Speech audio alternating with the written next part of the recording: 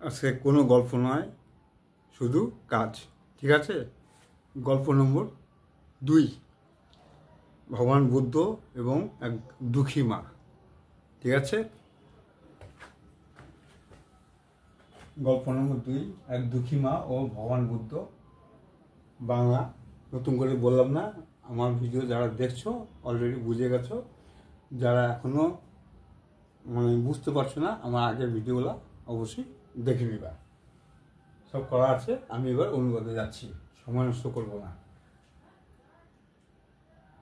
একদা এক মা তার একমাত্র সন্তানকে হারিয়েছিলেন। Once a mother lost her baby. 2 number, তিনি দুঃখী ছিলেন। She was very sad. 3 number, একদিন তিনি ভগবান বুদ্ধের নিকট গেলেন। One day she went to lord Buddha. 4 number, তিনি তাকে তার দুঃখের কারণ বললেন। She told him in details about the reason of her sadness. 5 number, ভগবান বুদ্ধ তার কথা শুনলেন। Lord Buddha listened to her. 6 number, তারপর তিনি তাকে কোনো এক পরিবার থেকে এক মুষ্টি শস্য আনতে বললেন, যে পরিবারে এখনো পর্যন্ত কেউ মারা যায়নি। Thereafter he ordered her to bring a feast. A feast মানে এক মুষ্টি, এক মুঠ। A feast of mustard seeds. Mustard মানে শস্যের বীজ।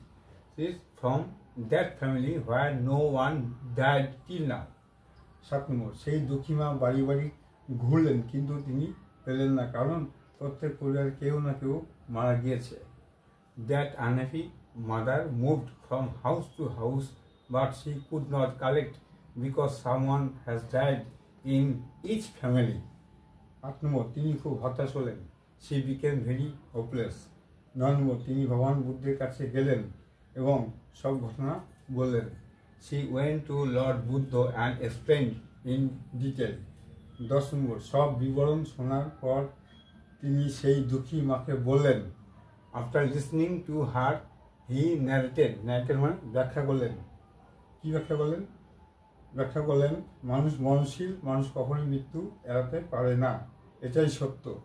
তুমি আর দুঃখী থেকো না। বলছে, man is mortal, any person can never avoid death, it is true, you don't stay sad more. তুমি আর দুঃখী থেকো না। 11, সেই দুঃখী মা তার কথা শোনার পর সব বুঝলেন এবং দুঃখ ভুলতে আরম্ভ করলেন। কি বলছে?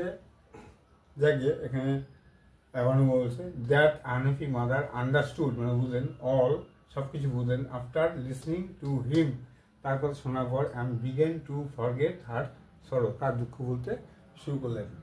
এখানে নীতিকথা লিখি নাই। নীতিকথা হচ্ছে যে কেউ মৃত্যুকে এড়াতে পারে না। ইংরেজিটা হচ্ছে moral, no living being. No living মানে কোনো জীবিত প্রাণী, no living being can avoid death, যে কোনো জীবিত প্রাণী মৃত্যু এড়াতে পারে না। মোরালটা অবশ্যই দিবা। কী করতে লাগবে বুঝে গেছো, আর কথা রিপিট করবো না। হুবহু টুকে নিয়ে কি প্র্যাকটিস করতে হয়, যদি না বুঝে থাকো আমার আগের ভিডিওতে সব বলা আছে, দেখে নাও। ঠিক আছে? আজকের মতো এইটুকু থাক। সবার শেষে যেটা আমি বলি, যে আমার ভিডিও থেকে যদি কিছু উপকার পাও, মানে তোমরা যদি আমার এই ভিডিও থেকে কিছু শিখতে পারো, দয়া করে তুমি তোমার বন্ধুদেরকে একটু শেয়ার করে দাও। তাতে কী হবে, তারাও একটু শিখতে পারবে। এটাতে তোমার কিন্তু পয়সা যাবে না। শেয়ার করে দিলে তোমার মনটাও ভালো থাকবে, তুমিও একটু খুশি হবা। এইভাবে খুশি হবা যে তুমিও কাউকে কিছু হেল্প করতে পারবে। ঠিক আছে?